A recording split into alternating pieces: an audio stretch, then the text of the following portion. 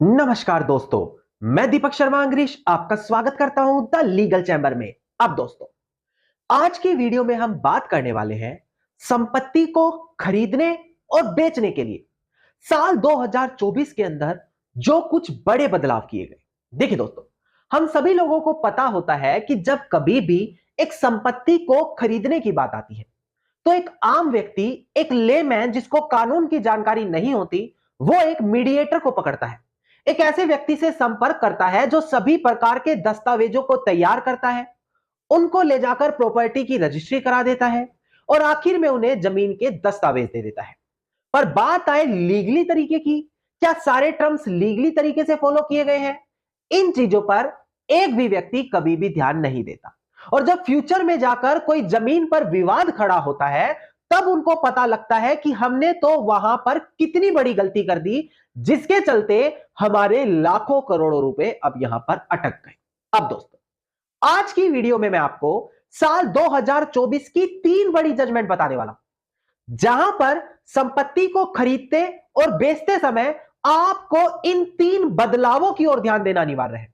अगर एक भी जगह आपसे गलती हो गई तो यकीन माने आप अपना लाखों करोड़ों रुपए का नुकसान करा बैठेंगे और बाद में कोर्ट भी आपकी मदद नहीं करेगा। तो आज की वीडियो हर व्यक्ति को देखना अनिवार्य है, जो कोई भी संपत्ति खरीदने जा रहा है या फिर जो हाल फिलहाल में किसी संपत्ति को खरीदे बैठा है।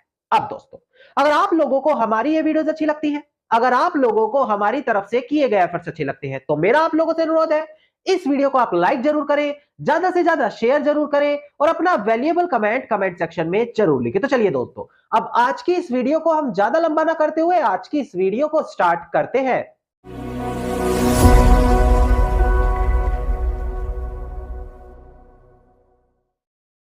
अब दोस्तों, सबसे पहले वीडियो की स्टार्टिंग में मैं आपको क्लियर करूं कि जब कभी भी किसी संपत्ति को खरीदने या बेचने की बात आती है, तो 2 तरीकों से अक्सर लोग संपत्ति को खरीदते या बेचते हैं।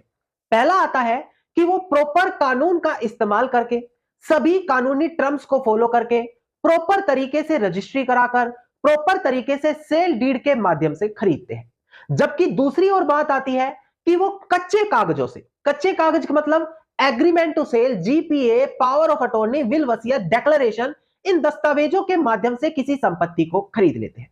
जबकि मैं आपको साफ बता दूं, ऑनरेबल सुप्रीम कोर्ट समय समय पर, जैसे कि साल 2009 में बड़ी जजमेंट आई थी Suraj lamp industries private limited versus state of Haryana, जहां पर साफ बोला गया था कि अगर कोई व्यक्ति इन कच्चे कागजों से संपत्ति को खरीदता है तो उस प्रकार की सेल को हम वैलिड नहीं मानेंगे। मतलब ऐसी खरीदी गई संपत्ति को कानूनी रूप से मान्यता प्राप्त नहीं होगी। तो यह बात आ गई कच्चे कागजों से संपत्ति को खरीदने की। वहीं अगर हम बात करें रजिस्टर्ड कागजों से, तो वहां पर बात आती है कि जब आप प्रॉपर रजिस्टर्ड कराकर एक सेल डीड अपने नाम से बनवाएं और अपने नाम से जो भी स्टैंप ड्यूटी बनती है वो पे करें, जो भी टैक्स बन रहा है वो पे करें, इसको लीगल वैलिड माध्यम माना गया है संपत्ति को खरीदने का। अब एक बार आप डिस्प्ले पर ध्यान दीजिएगा, मैं section 54 transfer of property act display पर दिखाकर आपको समझा दूं, क्योंकि यह सेक्शन भी इसी बारे में बात करता है कि किस तरीके से संपत्ति को सेल करना होगा। देखिएगा दोस्तों, डिस्प्ले पर section 54 transfer of property act का बताता है कि सेल आखिरकार होता क्या है। देखिए, साफ बोला गया है, सेल एक प्रकार की ओनरशिप को ट्रांसफर करना होता है, जिसके बदले में पैसा पे किया जाता है, प्राइस पे किया जाता है और प्रॉमिस यानी कि प्रॉमिस किया जाता है देने के लिए, या फिर पार्टली पे किया जाता है, मतलब कुछ पैसा शुरू में दे दिया जाता है और बाकी देने के लिए प्रॉमिस किया जाता है। अब नीचे बताया गया है सेल हाउ मेड, यानी कि कैसे संपत्ति देनी होगी, कैसे सेल करनी होगी। साफ लिखा है, अगर कोई अचल संपत्ति है, कोई इमूवेबल प्रॉपर्टी है जिसकी वैल्यू 100 रुपए या उससे ज्यादा की है, तो ऐसे केस में can be made only by registered instrument, यानी कि उस दस्तावेज को प्रॉपर तरीके से रजिस्टर्ड करने से ही उस प्रॉपर्टी को ट्रांसफर किया जाएगा। यानी कि section 54 transfer of property act साफ बोलता है कि प्रॉपर रजिस्टर्ड सेल डीड के माध्यम से ही प्रॉपर्टी बेचेंगे तो कानूनी रूप से वैलिड माना जाएगा।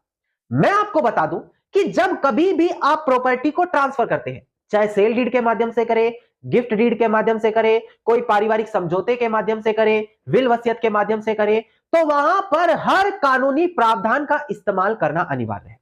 और ये जो हमारी बुक है ट्रांसफर ऑफ प्रॉपर्टी एक्ट, ये सभी उन्हीं कानूनी प्रावधानों के बारे में आपको बताती है जो आप लोगों को पता होना अनिवार्य है। इसी वीडियो के डिस्क्रिप्शन में मैंने आपको लिंक दिया है, जहां पर आप घर बैठे इस ट्रांसफर ऑफ प्रॉपर्टी एक्ट की बुक को मंगवा सकते हैं और सभी कानूनी प्रावधान खुद से पढ़ सकते हैं, जहां पर आपको किसी और से सलाह लेने के लिए एक भी पैसा खर्च करने की जरूरत नहीं पड़ेगी। तो तुरंत वीडियो के डिस्क्रिप्शन में जाकर आप घर बैठे उस बुक को बड़ी आसानी से मंगवा सकेंगे। नाउ सेक्शन 54 से आपको क्लियर हो ही गया कि क्या होता है प्रॉपर तरीके से प्रॉपर्टी को सेल करना। नाउ अब मैं तीन बड़ी और मुख्य जजमेंट आपको डिस्प्ले पर दिखाकर समझाता हूं। ये तीनों जजमेंट साल 2024 की है और अगर कोई संपत्ति को खरीदने या बेचने जा रहा है तो तीनों जजमेंट पर बड़ी ध्यान देना अनिवार्य है। एक बार डिस्प्ले पर ध्यान दें, जो हमारी सबसे पहली जजमेंट आती है। देखिएगा दोस्तों, डिस्प्ले पर केस टाइटल था यहां पर हमारा अजय कुमार यादव, जो प्रेजेंट केस में पिटिशनर थे, versus state of Jharkhand and others, जो यहां पर रिस्पोंडेंट है। इसका रिट पिटिशन सिविल नंबर है 783 ऑफ 2018 और डेट ऑफ जजमेंट है हमारी 2 जुलाई साल 2024। तो इससे अंदाजा लगा सकते हैं बिल्कुल लेटेस्ट जजमेंट आप लोगों के लिए मैं लेकर आया हूं। ध्यान दीजिएगा दोस्तों, डिस्प्ले पर ऑनरेबल झारखंड हाईकोर्ट ने इस बात को दोबारा से दोहराया कि देखो, अगर आप किसी सेल डीड को रजिस्टर्ड करवा रहे हैं क्योंकि आप प्रॉपर्टी को हो सकता है खरीद या बेच रहे हो, तो रजिस्टरिंग अथॉरिटी जो होती है, रजिस्टरिंग अथॉरिटी का मतलब जो रजिस्ट्रार वगैरह होते हैं, उनको ये पावर ही नहीं है कि वो किसी इंसान का राइट, टाइटल, करेक्टर वहां पर एग्जामिन करें, उसको पता करें कि क्या उसका अधिकार है, उसका टाइटल बनता है, उसका करेक्टर क्या है। अगर उस दस्तावेज को प्रॉपरली तरीके से एग्जीक्यूट किया, एग्जीक्यूट करने का मतलब दोनों पार्टियों ने सही तरीके से साइन करे हैं, दोनों गवाहों के साइन है, तो यहां पर अगर उसके अंदर कोई लीगल या फॉर्मल डिफेक्ट नहीं है, मतलब प्रॉपर तरीके से सेल डीड बनाई जा रही है, तो ऐसे केस में जो रजिस्टरिंग अथॉरिटी है वो किसी भी प्रकार का ऑब्जेक्शन नहीं लगा सकती। पहले क्या होता था, जो सब रजिस्ट्रार बैठे रहते थे या रजिस्ट्रार बैठे रहते थे, वो आपसे तरह तरह के क्वेश्चन करते थे कि किसका मालिकाना हक है, आपको कहां से मिली। यहां पर बोला गया वो एग्जामिन कर ही नहीं सकते हैं। अगर वो किसी कारणवश आपके दस्तावेज को रजिस्टर करने से मना करते हैं, तो आपको अधिकार है कि सीधा ऑनरेबल हाई कोर्ट के सामने रिट ऑफ सैटोरी फाइल करके उनको डायरेक्शन दिलवा सकते हैं कि आपका काम रजिस्ट्री करना है, आप रजिस्ट्री करो। अगर उसमें कोई डिफेक्ट है तो पार्टी बाद में कोर्ट में चली जाएगी। यह चीज आपको ध्यान देना होगा कि यह आपका अधिकार यहां पर बन जाता है। अब दोस्तों, हम बढ़ते हैं अपनी दूसरी जजमेंट की ओर। एक बार डिस्प्ले पर ध्यान दीजिएगा, मैं पहले केस टाइटल आपको डिस्प्ले पर दिखाकर क्लियर करूं। देखिएगा दोस्तों, केस टाइटल था Kanwar Raj Singh dead through legal representative versus Jijo dead through legal representative and other. इसका सिविल अपील नंबर है 9098 ऑफ 2013 और 2 जुलाई 2024 की जजमेंट है। ये ऑनरेबल सुप्रीम कोर्ट की काफी बड़ी जजमेंट है जो हर व्यक्ति को बिल्कुल हिला देती है। डिस्प्ले पर ध्यान दीजिएगा, ऑनरेबल सुप्रीम कोर्ट ने कहा कि अगर कोई सेल डीड है जिससे प्रॉपर्टी को खरीदा या बेचा जा रहा है और वहां पर कोई एक पार्टी यूनिलेटरली यानी कि खुद की मर्जी से बिना दूसरी पार्टी से पूछे हुए जब उस सेल डीड को रजिस्टर कराया जाता है, उसके बाद उसके अंदर कुछ चेंजेस कर रही है जिसके बारे में दूसरी पार्टी को नहीं बताया गया, तो यह चीज लीगली वैलिड नहीं है। अगर इसके अलावा आप सेक्शन 47 ऑफ रजिस्ट्रेशन एक्ट भी देखें तो वो यही बताता है कि देखो भाई, अगर किसी प्रॉपर्टी को अगर हम बात करें कब से पावर में मानी जाएगी, कब यह माना जाएगा कि वो लीगली तौर पर बनकर तैयार हो चुका है, तो सेल डीड के केसेस में जब दोनों पार्टी उसको साइन कर देगी, उस पर विटनेस के साइन आ जाएंगे, उसी दिन से वो लीगली रूप से वैलिड मानी जाएगी। भले उस दिन उसको रजिस्टर ना भी कराया हो, आने वाले समय में उसको रजिस्टर करवाया जाए। जिस दिन उसको प्रॉपर तरीके से एग्जीक्यूट किया गया, एग्जीक्यूशन का मतलब है दोनों पार्टी साइन कर दे और विटनेस के साइन हो जाए, उसी दिन से वो सेल डीड लीगली मान्यता रखने लग जाती है, भले उसको बाद में रजिस्टर्ड करवाया जा रहा हो। यह चीज हर उस व्यक्ति को पता होना अनिवार्य है जो यह सोचता है कि क्या हुआ, हम साइन ही तो कर रहे हैं, विटनेस के साइन ही तो हो रहे हैं, अभी कौन सा रजिस्ट्री हमने करा ली, और जब तक रजिस्ट्री होगी नहीं वो दस्तावेज हमें बाउंड नहीं करेगा। साफ बोला गया ऑनरेबल सुप्रीम कोर्ट की तरफ से कि जिस दिन वो डॉक्यूमेंट एग्जीक्यूट हो गया, ना कि रजिस्टर्ड हुआ, सिर्फ एग्जीक्यूट, दोनों पार्टियों के साइन हो गए, विटनेस के साइन हो गए, उसी दिन से वो दस्तावेज एक लीगल वैलिड दस्तावेज माना जाएगा। हां, अगर आप प्रोविजन देखें सेक्शन 53 तो वो बताता है 100 रुपया उससे ऊपर की प्रॉपर्टी है तो रजिस्टर्ड करवाना अनिवार्य है। वो एक अलग चीज है, वो लीगल फॉर्म है, पर वैलिड उसी दिन से होगी सेल डीड जिस दिन उसको प्रॉपर तरीके से एग्जीक्यूट कर लिया जाएगा।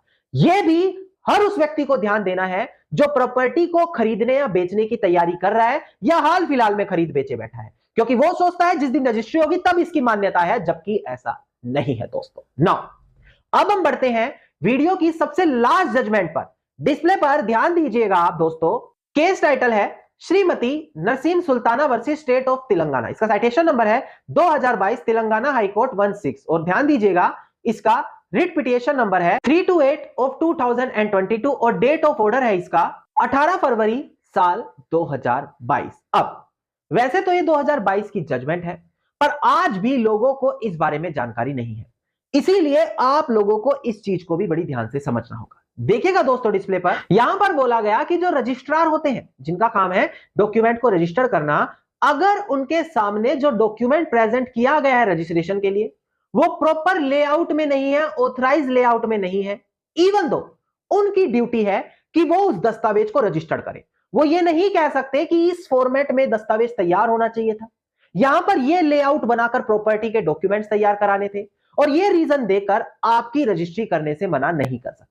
और अगर वो लेआउट का बहाना लगा रहे हैं, किसी फॉर्मेट का बहाना बना रहे हैं, तो सीधा आप रिट डाल सकते हैं ऑनरेबल हाई कोर्ट के सामने, और प्रेजेंट जजमेंट का रेफरेंस देकर भी बोल सकते हैं कि साफ निर्धारित किया गया है, अगर कोई लीगल डिफेक्ट नहीं है, कोई यहां पर टाइटल डिफेक्ट नहीं है, ऐसा कोई डिफेक्ट नहीं है, तो ऐसे केस में फॉर्मेट वगैरह का बहाना बनाकर कोई भी रजिस्ट्री अथॉरिटी उसको रजिस्ट्रेशन करने से नहीं मना कर सकती। यह चीज आप लोगों को पता होना अनिवार्य है, जो मैंने 3 जजमेंट और प्रोविजन के साथ आपको क्लियर किया कि जब आप प्रॉपर्टी की रजिस्ट्री कराने जा रहे हैं, खरीदने बेचने जा रहे हैं, तो इन चीजों का ध्यान देना अनिवार्य होगा। धन्यवाद दोस्तों, उम्मीद करता हूं वीडियो में मिली जानकारी आप लोगों के लिए बेहद ज्यादा लाभदायक साबित होगी। अगर वीडियो में मिली जानकारी आप लोगों को अच्छी लगी तो वीडियो को आप लाइक, शेयर और कमेंट जरूर कीजिएगा। वीडियो से जुड़ा अगर आपका कोई क्वेश्चन है, मुझे आप कमेंट सेक्शन में लिख सकते हैं। इसके अलावा अगर आप लोग रोजाना इसी प्रकार की इंफॉर्मेटिव वीडियोस पाना चाहते हैं, तो चैनल को तुरंत सब्सक्राइब करके नोटिफिकेशन बेल आइकन आप जरूर दबा दें।